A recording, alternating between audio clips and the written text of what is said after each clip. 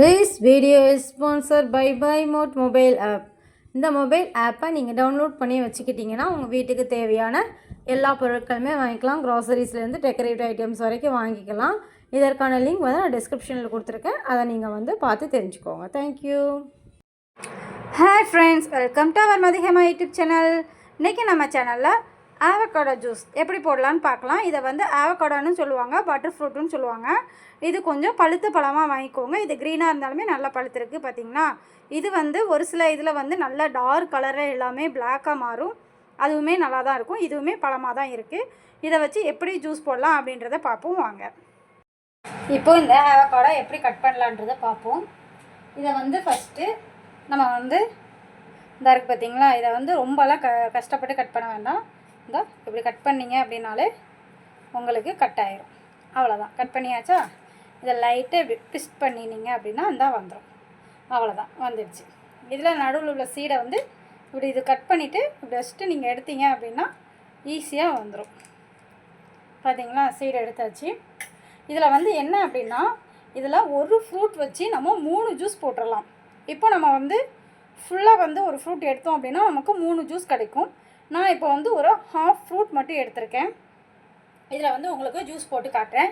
இதுவே போதும், 2 பேருக்கு தாராளமாக இருக்கும். ஏன்னா இதை வந்து நம்ம அரைக்கும் போது நமக்கு நல்லா எப்படின்னா கட்டியாக இருக்கும், நல்லா அப்படியே க்ரீமியாக இருக்கும், ஐஸ்கிரீம் சாப்பிட்ட மாதிரி இருக்கும். அதனால் இதை வந்து நம்ம இப்படியே எடுத்து மிக்ஸி ஜாரில் சேர்த்துக்கலாம். ஒரு மிக்ஸி ஜார் எடுத்து வச்சுக்கோங்க. எடுத்து வச்சுட்டு இதை வந்து ரொம்பலாம் இது பண்ண வேண்டாம். இவங்க பார்த்திங்களா, இப்படி பண்ணாலே அதுவே வந்துடும். இந்த மாதிரி நீங்கள் பண்ணி எடுத்துக்கலாம். பார்த்திங்களா, ரொம்ப ஈஸி. ஆவக்காடோ ஃப்ரூட் கட் பண்ணுறது சங்கடமே கிடையாது.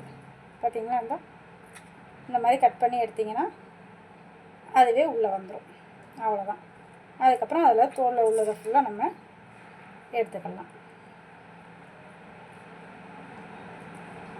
பார்த்திங்களா,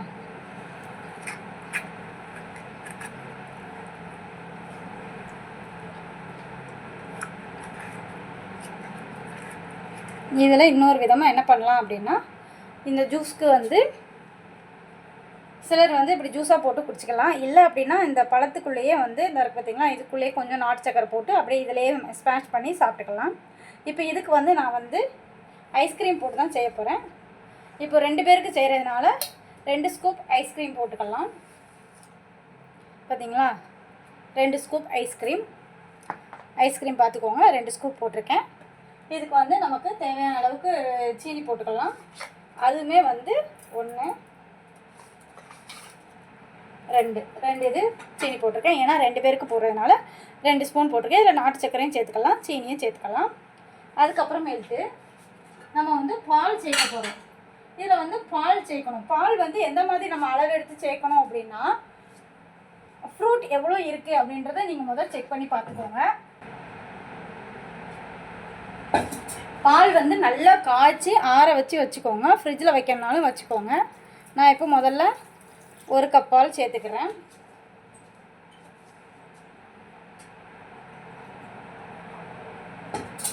ரெண்டாவது ஒரு ஹாஃப் கப்பு கம்மியாக இருக்குது, அவ்வளோ நான் சேர்த்துக்கிறேன்.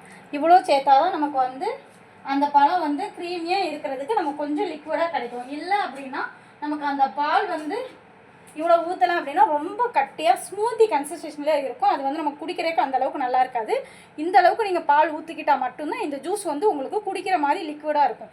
இல்லை அப்படின்னா இது வந்து ரொம்ப கட்டியாயிரும். இப்போ அரைச்சி காட்டுறேன், வாங்க பார்க்கலாம்.